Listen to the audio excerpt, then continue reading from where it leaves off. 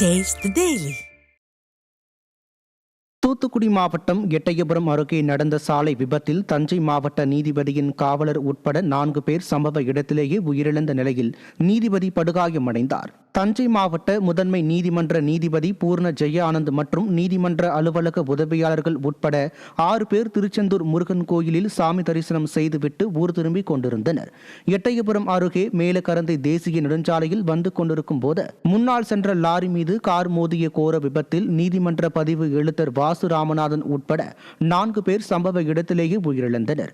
விபத்தில் படுகாயமடைந்த நீதிபதி பூரண ஜெய ஆனந்துக்கு அருப்புக்கோட்டை அரசு மருத்துவமனையிலும் உதவியாளர் உதயசூரியனுக்கு தூத்துக்குடி அரசு மருத்துவமனையிலும் தீவிர சிகிச்சை அளிக்கப்பட்டு வருகிறது. மேலும் விபத்து குறித்து விசாரணை நடைபெற்று வருகிறது. சென்னை எண்ணூர் முகத்துவார ஆற்று பகுதியில் மீண்டும் எண்ணெய் படலம் பரவியதால் மீனவர்கள் அச்சமடைந்துள்ளனர்.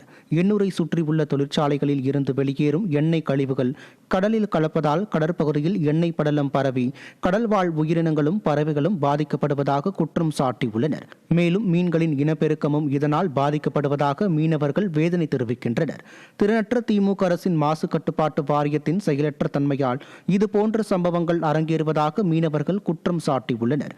எனவே திறனற்ற திமுக அரசு இதுகுறித்து உரிய நடவடிக்கை எடுக்க வேண்டும் என மீனவர்கள் குற்றம் சாட்டியுள்ளனர்.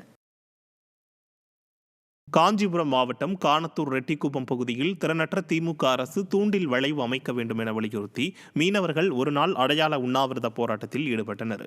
காணத்தூர் ரெட்டிக்குப்பம் பகுதியில் கடந்த சில ஆண்டுகளாக கடல் சீற்றத்தின் காரணமாக கடல் அரிப்பு ஏற்பட்டு கடற்கரை முழுவதும் சேதமடைந்துள்ள நிலையில் மீனவர்களின் படகுகளை கரைகளில் நிறுத்த இடமில்லாமல் அவதியடைந்து வருவதாக குற்றம் சாட்டியுள்ளனர்.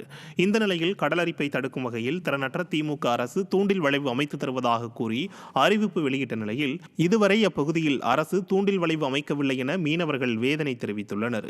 எனவே திறனற்ற திமுக அரசு தூண்டில் வளைவு அமைத்து தர வேண்டும் என வலியுறுத்தி அப்பகுதி மீனவர்கள் ஒரு நாள் அடையாள உண்ணாவிரத போராட்டத்தில் ஈடுபட்டனர். மேலும் செம்மஞ்சேரி, உத்தண்டி உள்ளிட்ட 8க்கும் மேற்பட்ட மீனவ கிராம மக்கள் கடையடைப்பு போராட்டத்திலும் ஈடுபட்டனர்.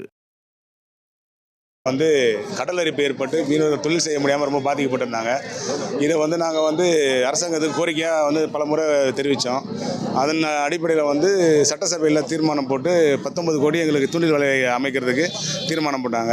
ஆனால் தீர்மானம் போட்டது வெறும் தீர்மானத்தோடு தான் நிற்கிறதாங்காட்டி அதுக்கு மேற்கொண்டு எந்த ஒரு நடவடிக்கையும் இருக்கல. நாங்களும் மீன்வளத்துறை அதிகாரிகள் மற்றும் அரசாங்க அதிகாரிகள், MLA, MP, collector, sub collector எல்லாருக்கிட்டையும் நாங்கள் மனு கொடுத்து இது மாதிரி ஆக்ஷன் நடந்து என்ன விஷயம் கேட்கும்போது மெத்தனை போக்கு தான் கட்டினாங்க. கட்டி ஏட்டி சுரக்கா மாதிரி வெறும் காகிதத்தோட நிற்கிறதாங்கட்டியும் மற்றபடி அது மேற்கொண்டு நடவடிக்கை எடுக்காமல் இப்போ எங்களுக்கு வாழ்வாதாரம் மேலும் மேலும் பார்த்தீங்கன்னா உயிருக்கு பாதுகாப்பான ஒரு வாழ்க்கையை வாழ்ந்துட்டு